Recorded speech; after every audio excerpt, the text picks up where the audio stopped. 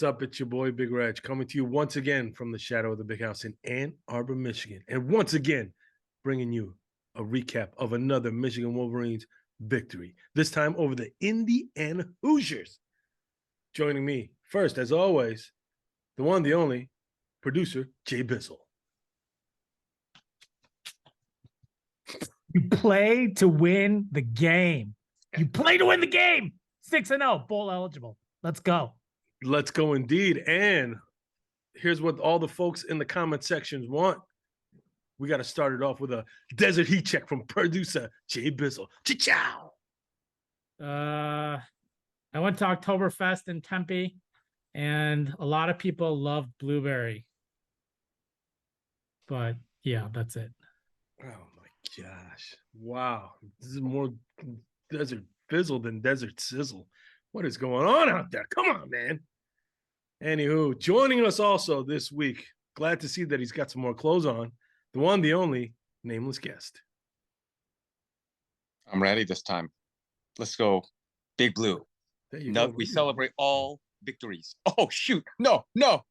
What? Wait, I thought you were telling me I was on mute. False alarm. Boom. Let's go. This guy is crazy. Holy smokes.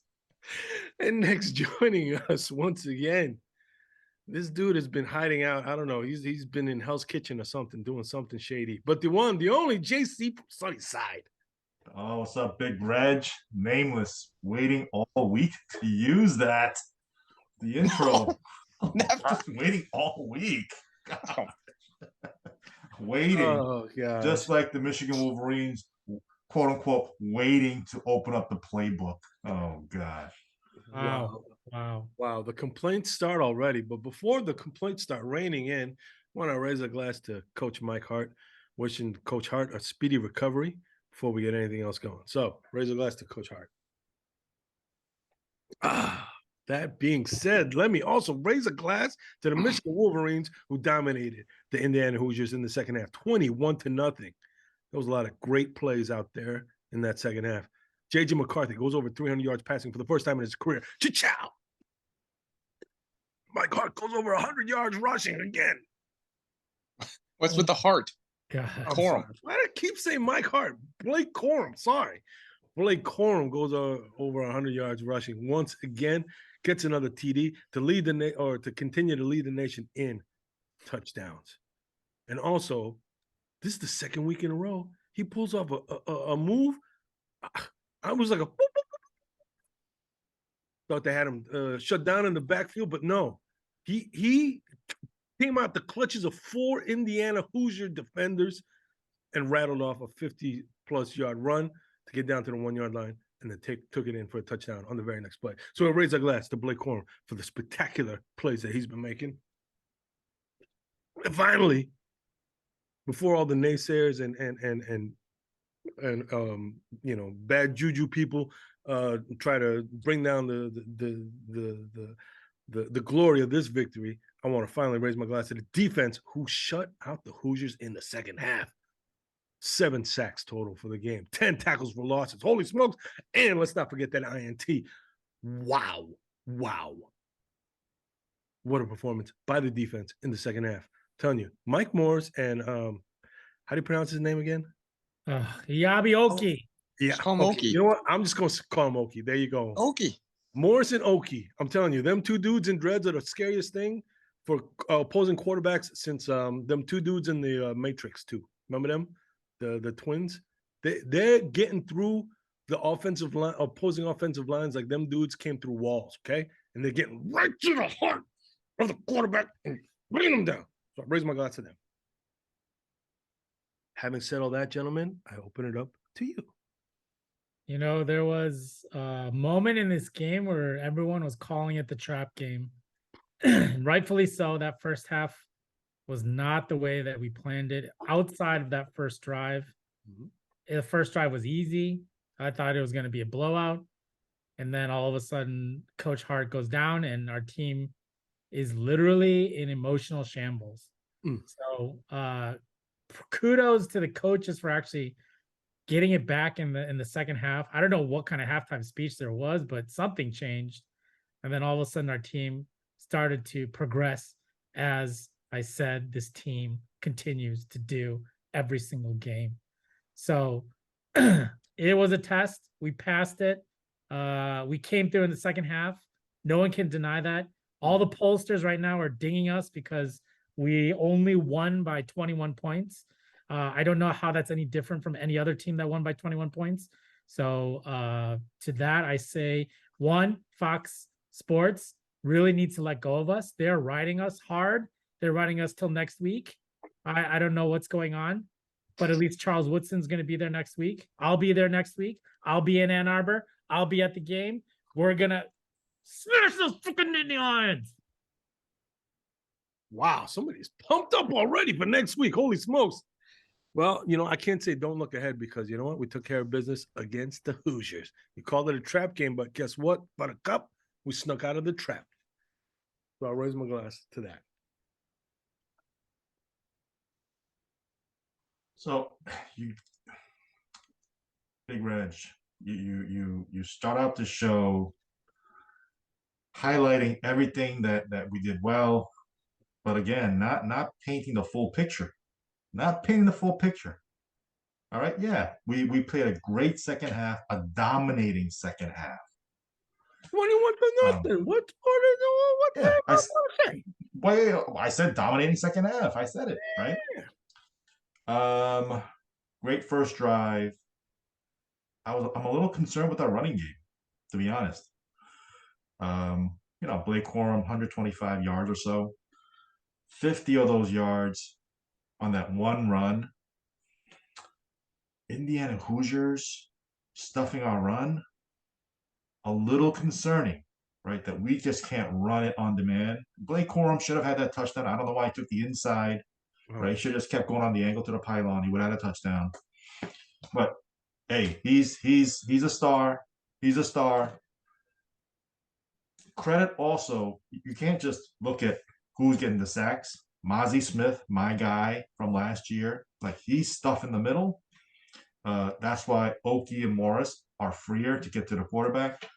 But the play calling also a little conservative. JJ not hitting the deep balls. He's got to clean that up. I mean, he played well. He played well. A B+ game by JJ. Some of the penalties, a little undisciplined. There are clearly some things to clean up. A good solid road win in the Big Ten, but we got some work to do. I'll give you the penalties were a little I shouldn't say a little disconcerting. Very disconcerting, given the fact that we have been playing so cleanly the entire season. Seeing the flare up of penalties this game was a bit concerning, but I'll have faith in the coaching staff and the team that they'll be able to get back on track with that. Yeah, I'm gonna piggyback a little bit. I've been debating with myself on what I feel is actually rising to the level of concern. So maybe I don't have concern, but it sure didn't feel as satisfying as the quality win at Kinnick. Last week, I give full credit. That was a feat. And I was very proud of that performance. JJ took a big step. They did great to overcome that ferocious D. Indiana, I really wanted and expected more. I do kind of get with the coaching staff. They do enough to win.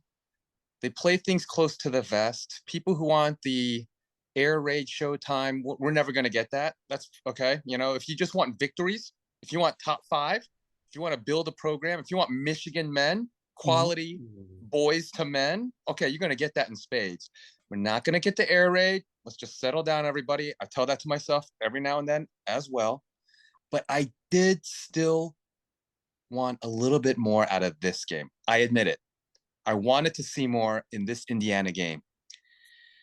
But as long as that progression can keep happening, it's never boring to be undefeated. So, let's upwards and onwards. PSU, just remind ourselves, we weren't feeling so great and looking so great against Nebraska on the road. Every road matchup is a potential landmine, even Indiana. Okay. I mean, Georgia was down in the fourth quarter not too long ago. Okay. So crap happens upwards and onwards. I want to piggyback on the piggyback a little bit. Wait a minute. You doing a double piggyback right now? Is that a front back then? Goes from the back to the front? What is going on? He's doing a piggyback front right now. Holy smokes. Part about everyone expecting air raid. It's just, I just don't think it's going to happen with Michigan football. You know, I think the fact that people still say, oh, we're going to open up the playbook against Penn State, against OSU. We've been waiting to open the playbook when Shea Patterson was around, right? When Shea Patterson was around, we're like, oh, we're saving our playbook, half of our playbook for the OSU game. Enough already, right? This is our blueprint. We run the ball, right? We got a little bit more athleticism at the quarterback position. He can run the bootleg. He can get more creative. Defenses have to, zone in a little bit more and spy on JJ. But yeah, this is going to be, I think what we see is what we're going to get.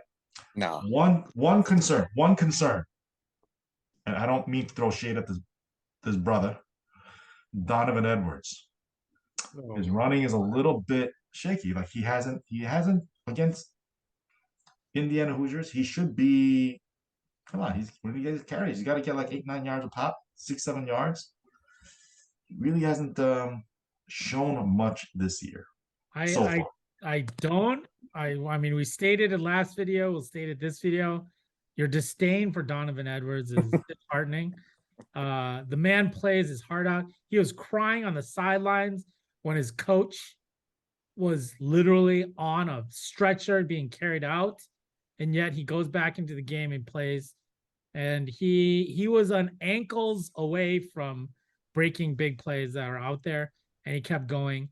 I don't understand what you want more for him. I don't know why you have this grudge against him, but this man continues to support Blake Corum and provide an avenue. He's catching balls. There was one I tweeted out or texted out. He should have had a touchdown because JJ missed him on the wheel route. He could have had a touchdown there, but I don't understand your disdain for Donovan Edwards. He will be our superstar once Blake Corum leaves.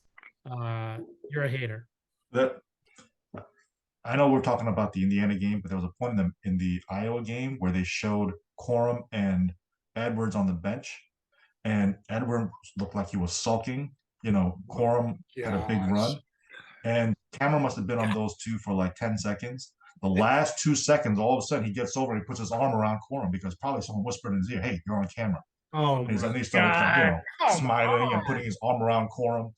Like, come on, Donovan. These conspiracy theories need to stop. This dude is crazy, bro. Come on, man. I go from sulking to like all of a sudden chummy to Corum, like put my arm around his shoulder. Anyways, outside of the conspiracy theory, I'm gonna piggyback off the piggyback. So wait, we're back to the back then. So we're piggyback. This feels like a game of matapaki right now. My shoulders are getting a little heavier. Just jumping on top of people there, matapaki. But anyways, there is a point in time where this offense is slowly starting to reveal more and more. And granted, you're all saying that air raid's not here. I mean, if our team is throwing the ball on first down, is that not a switch from what we've been doing prior? Did we not start off this Indiana game with like 4 straight passes? I mean, what more can you expect in the changeup? If you're expecting like 50-yard bombs from JJ to them, granted, one, it almost happened. It actually got closer because they actually had fingertips on the ball this time. So that was about to happen. It's gonna happen. It's just a matter of time. And to be honest, our quarterback backup situation is very tenuous right now. There's not a proven person behind them. I'm actually surprised Orji came into the game as to Davis Warren. So what's going on with that? But I think they're just being cautious. They're telling You can see it. JJ's being tentative because they're telling him to take it easy. Like, we can't afford to lose you. So who knows if and when Cade comes back and he's eligible. I mean, who knows what could possibly happen on that, but let's not reveal everything. Let's just wait till the games that we need to do it.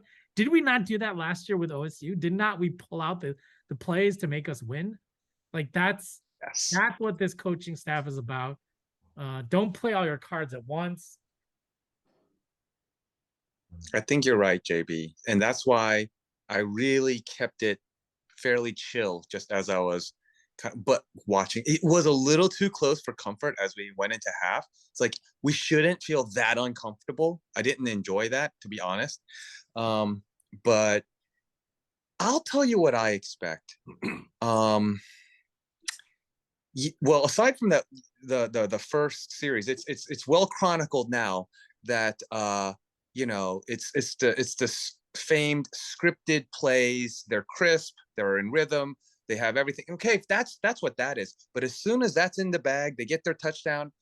Man, it's like they stubbornly stuck to the first down and 1 or 2 yards. It was 2nd and 8, maybe almost the entire first half and into the third quarter too. And so, like, no reverses. I mean, these are not things that we haven't shown before. Jet sweeps, we've shown plenty of that. There was just really nothing. It was a concerted effort to be as vanilla as possible and show Franklin nothing. Like, 0 additional tape. That was the game plan. That's what it seemed like. Penn State There's nothing else to show. Penn State was at Stop home. it. Penn State was at home watching every single play, every single design. They're just waiting for us because they were on bye week, and they're waiting for this to come. So yes, it was vanilla. We are complaining it was vanilla. It was vanilla, but it had to be vanilla. Not only that, that first half was all about punching Indiana in the gut and just trying to take off their win. And then what happened in the second half? Couldn't do jack. Beep. Because we just knocked the crap out of them. I can't buy that. They punched themselves in the gut.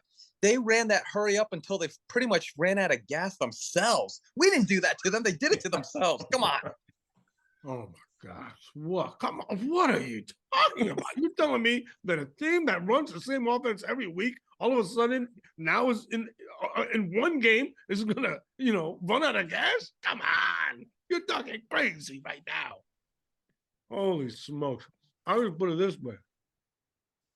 We've seen what we've seen the past couple of games. Actually, the past 3 games against a good competition. Maryland, Iowa, and now Indiana. We start off kind of good, and then we kind of stumble a little bit. But then by the half, the thing I like about this coaching staff is they make adjustments. We can't deny that fact. They make adjustments. We might struggle. We might, kind of stutter a little bit in the first half. But the one thing that this coaching staff has shown is in the second half, they make adjustments, and the adjustments are effective. And this was another case of it. And if it weren't for that one interception that JJ threw in the end zone, we would have outscored them 28-0 in the second half. Think about that. 28-0 in the second half. You extrapolate that until full game, that's 56-0. That's just math, baby. You can't argue with me about that because that's just math. 56-0. Okay? Come on, Reg. You can't just be like, oh, I'm going to take 1/2 and then multiply it by 2. I can take the first half and multiply by 2, and it's 2020. Come on, Reg. Come on, man. But you get what I'm saying, though, is that these dudes is making the necessary adjustments. Yes. And the adjustments are effective. Sure, like, you're hardly going to get a game where the whole thing is just rainbows and kisses the whole way through. You know what I'm saying? But like I said, whenever this team has faced some adversity, the coaching staff and the players have been able to adjust and overcome. And that's all I want to see so far. Adjust and overcome. And so far, we have overcome. Play to win the game. I am very impressed right now with how Big Reg pops those popcorns in his mouth while he's talking without losing a beat. Just like, come on. Hey, we forgot to shout out a key contributor from the game, Shoemaker. Mm. In Eric Hall's absence, Shoemaker is stepping up big time. Right? I don't even know what is happening with Eric Hall. What is happening with him? But we know that Shoemaker, He has Shoemaker, back issues, I think. Shoemaker is alleviating that concern. Right? We want Eric Hall. I think he's a better tight end. But Shoemaker, he's stepping up, making plays, making catches. Shout out to Shoemaker. Oh, definitely. But I didn't think we were quite yet done voicing.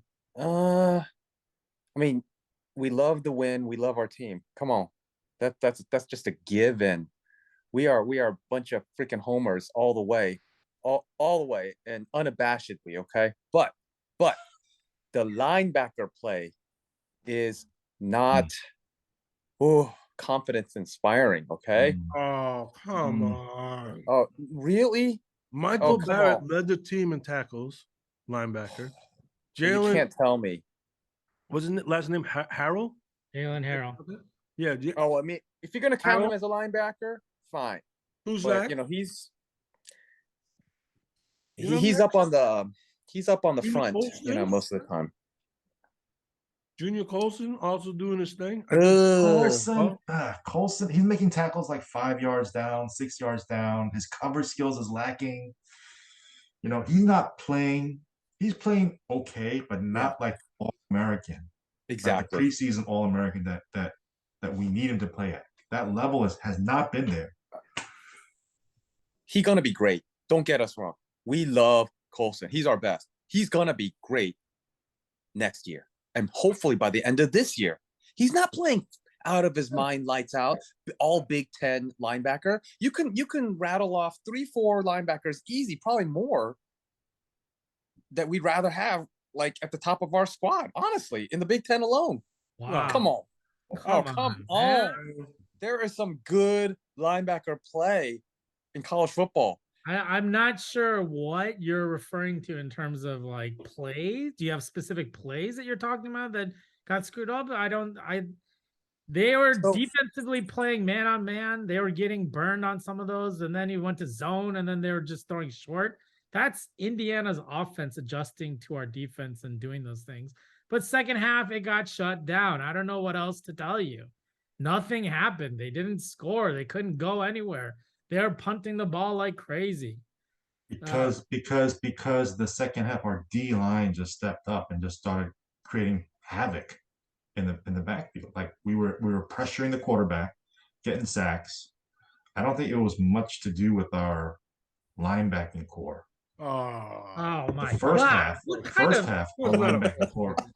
Are these independent defensive units that are actually going on? Do you not realize that the linebackers and the secondary coverage could create the defensive line more time to actually sack the quarterback? I mean, who are you? If you look at the sacks and the hurries, they weren't necessarily coverage sacks and coverage pressures. Right, Oki, Morris, right? That was in the second half. The second half, the defensive line definitely stepped up and got there more often. But in the first half, a lot of the pressure was coming from the linebacking core. And a lot of the tackles that were being made either for loss or at the line of scrimmage was being made by Michael Barrett and Harrell. Harrell had one sack taken away because remember, everything. He didn't go like this, though. He didn't do this. I don't know what he did. He did something like this. It was like a zest for life. I don't know what he was doing. He was in the smell. Huh? He was doing the smell. The smell. They do that in the NFL. They do this in the NFL. He's smelling. Well, he said it was modeled after Judon, the Baltimore Raven. He said so. Yeah, let's just not. No, those refs are racist. Taken away. Refs are racist. Those refs are racist. Whoa. I don't know if they were racist, but they definitely had a bunch of bad calls. So I'll give you that. But like I said, Harrell had one sack in the books and another one taken away because of a dubious penalty call. So 2 sacks on a day. That's a pretty. And Colson can blitz. That's part of his strengths. So kudos to what's his name? Minter or whatever, whoever dialed up that blitz, which they've wanted to get Junior Colson more involved because that plays to his strengths, his speed and his athleticism, and he nailed him. But coverage, man, you're gonna pick on Khalil, you're gonna pick on Barrett, you're gonna pick on them when you target the Michigan D. So I hope we're ready. I think we're ready. And this is all without Green, the kill Green. The one thing that I will give the Michigan, a little slack first half when you see your coach, Mike Hart, go down, when you're like 19, 20, 21 years old, you might be a little rattled, right? So end of the first quarter, second quarter, they still need to get back to being focused, and it was hard. So maybe that could have had something to do with it. Second half, apparently Mike Hart came back and shared a little message and got them, all fired up. So I will give that possibly, but I don't know. Like I'm still. Second half was great. First half underwhelming. It comes out to an average, what you would expect to see kind of performance. Nothing spectacular. Wow. I'll just put it this way. The Vegas line for this game was 22. Final score was a 21-point differential. That just tells me Vegas knows what they're doing in order to get all the money from Michigan Nation. You know what I'm saying? So I'm sure there was a lot of Wolverines that took that 21 points, or I'm sorry, the 22-point spread and lost a little bit of, you know what I mean? Anywho, oh my gosh. You had me going so crazy. I swallowed a kernel while I was inhaling. It got stuck in my throat for a little bit there. So I had one more little game ball kind of kudos that I just thought was critical, man. That when they were backed up deep in their own territory, faltering with just some more of the usual conservative play calls, stuff for 1-2 yards, whatever, like a 3rd and 8. Who do you go to? Ronnie Bell, ripping it for 14, 16 yards, whatever. Just the yards after the catch, huge conversion. That was beautiful. Let's also I do still have to point out Cornelius. I mean, he got that great touchdown, but he had that huge drop. Like his drop still is a concern. Like reliability. It was I think Nameless's breakout player of the year last year or 2 years ago. Yeah. I mean, his hands. I can't trust his hands, to be honest. He dropped one ball. Ball.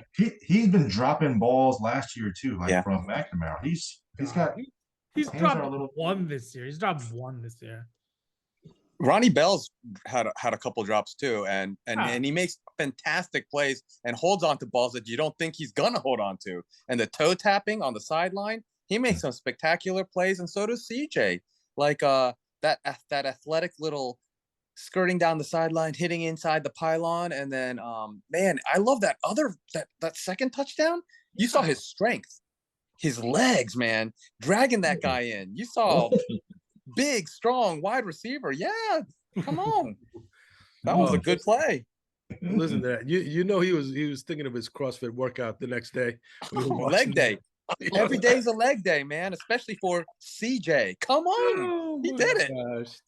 This dude, I'm telling you, man.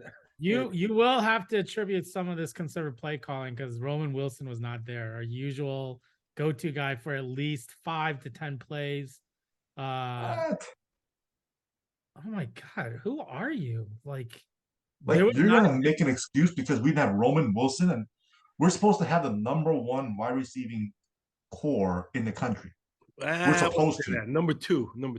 Okay. As much as I hate to say it, OSU is recognized as having the #1 wide receiver room in the nation. Let's be real. Who's scored like 4 touchdowns since the beginning of the year? I mean, who has consistently received critical passes and gone the Maui Mauler, the Oahu Oasis? Oasis. What? But Roman Wilson was definitely missed in this game. And you Yeah. cannot Oh, deny it. And if you do, which you clearly are because you're ignorant of the fact that one of our wide receivers, our key wide receivers, the key speed maker out there was missing. I mean, who else do you run the jet sweep with? A.J. Henning's not going to cut it. We clearly saw that in this game. Not Henning. Roman Wilson being missing caused our play calling to go very conservative because the other wide receivers just can't run the same kind of plays that Roman does. Oh my gosh. Then we are not a top 5 team if we say Roman Wilson is out and then we can't run our offense. Oh my God. Come on. What do you now. mean we couldn't Come run on, out? Like Al. I said before, we had 21 points in the second half, but we could have been 28 if it weren't for the one pickup by JJ in the end zone. So come on, let's not. I don't things. think Come on. missing Roman caused us to call those conservative plays. I think we missed Roman, though. I mean, you always miss a Roman. Roman takes the top off, no question. He's our 1A. I think a case can be made. He's more dynamic and electric than Bell. Bell is our steady bell cow, okay? Roman is the man. He is our number 1, all right? Come on. Bell, he's our team captain. He's the spiritual leader of the team. He's going to get everybody going and move the chains. But yes, I agree with JB. Roman was missed. We missed Eric All. Heck, we're still waiting for Donovan to explode again. And you know what? I will say it was nice to see Andrell get a couple of nice targets because that guy, he's got more in the tank. There is much more to be had out of Andrell. Every time he makes a catch, I love it when the camera pans over and Harbaugh loves him almost as much as he loves Blakey and Edwards. And he's got his favorites, man. He loves him, his Andrell. He's fist bumping him every single catch. It's not that many catches, but still every single catch. Andrell gets the fist bump from coach. Always. Oh my gosh. I'm telling you, always a little jab. Always a little jab. You know, you give a little bit of sugar, but then you always got to give a little bit of, a little bit of lemon in there too. To make it a little sour. Holy smokes. Come on. Wow. We want more targets. Huh? We want him to get more. Yeah, we want some more targets. Don't save him. Don't save him for the Michigan State game every year. Come on. He can play more than this. Listen. And Andrell needs to learn his blocking though, because there's no one who can block better than Ronnie Bell, and even Ronnie Bell missed a block on one of those critical. Well, I was gonna say this before you just downgraded Ronnie Bell, but I was gonna say, despite all the things that our wide receiving core has been doing, all the great catches, et cetera, despite all those, I shouldn't say despite, in addition to, the one thing that they've been so consistent with is downfield blocking.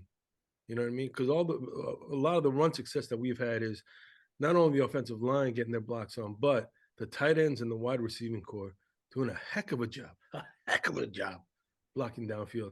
And that was, very evident in that long run that Blake had in the first quarter, that 50-something yarder. So I raised my wide receiver getting the job done.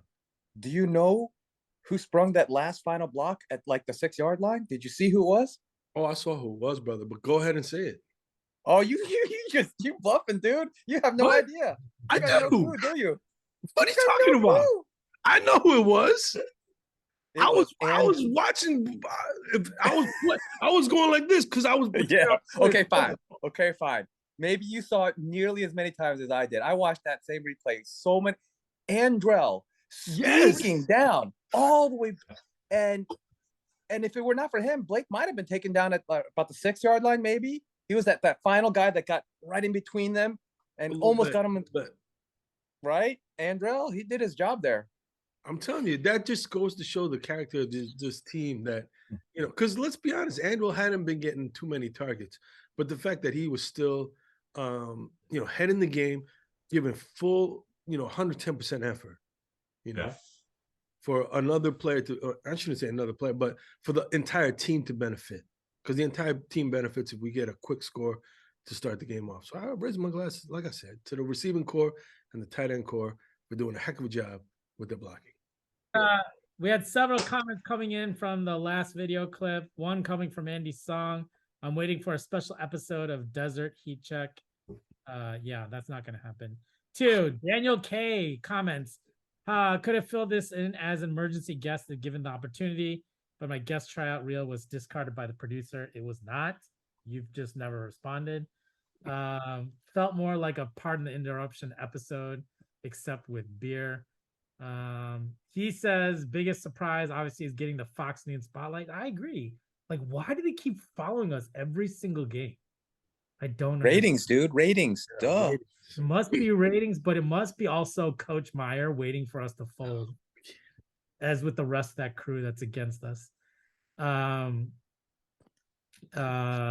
then Moses Choi saying 45-10, Big Reg has the best scores. Yep, those Maryland scores that are out there. Speaking of which, are we doing PSU predictions right now? We got to do it. We got to do it. Do you want me to go first? I could go first. I'll go first. I believe that PSU coming into Michigan Stadium ranked number 10.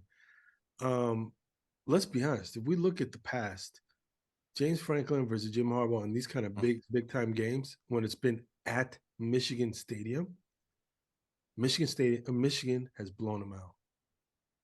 And I believe that this team, especially this team, has more than enough firepower to do the same to this Penn State team. In past Penn State teams, they might have had that playmaker that scared me, whether it was a KJ Hamler or a Saquon Barkley. But this PSU team doesn't have a playmaker that scares me. Therefore, I see the Michigan Wolverines having a heck of a day and making a statement to entire nation who's been saying, you guys haven't played anybody. Well, you know what?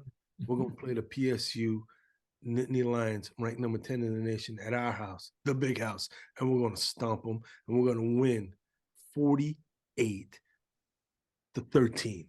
48-13. Put it in the books. Come on. Even I'm all gung-ho for this team, and I feel like progress is coming. I am going to the game. I'll be sitting near midfield. Look for me. But I think this is going to be a squeaker. I think it's coming time to be a time where we're just going to have to grind it out. I'm going 28-24 victory for Michigan. Let's go blue. I say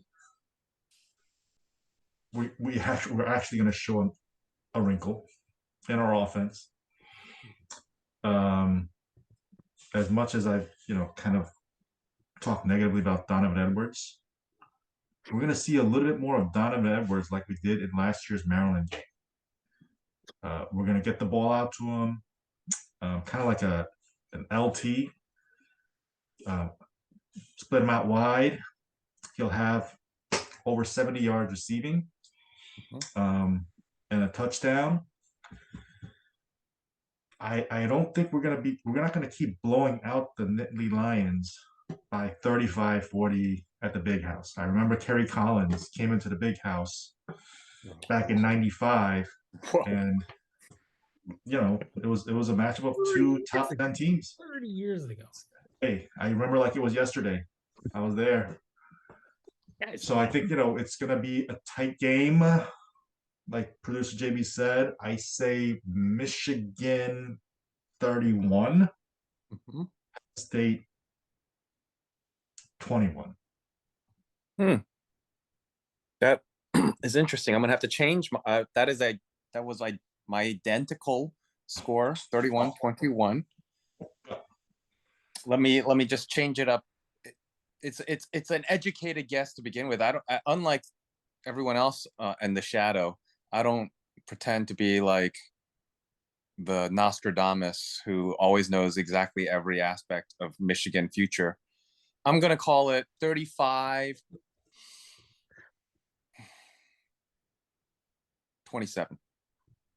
Wow. Similar.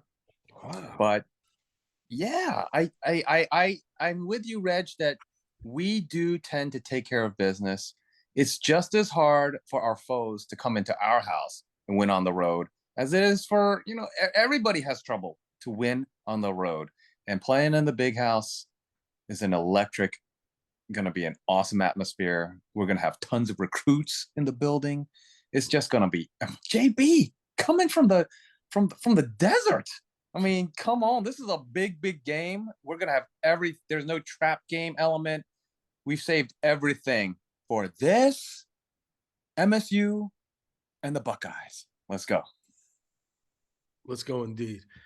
Before we started this recording session, we were talking a little bit about kind of what we've settled into as a Saturday routine. And this has become my Saturday routine. Watching, college football game day and big noon kickoff. Watching the Michigan Wolverines kick it off against a Big Ten rival at 12 o'clock. Watching them win, and then continuing on to watch, the Spartans lose at 3:30 to whoever, Wow. I mean, tell me if I'm wrong. It's been like what, 4 weeks in a row? It's been the same thing. Michigan wins, and then the second game I watched the Spartans lose. So it's been a heck of a football season. I've settled into a nice little routine here, and I'm looking for this routine to continue this week as well.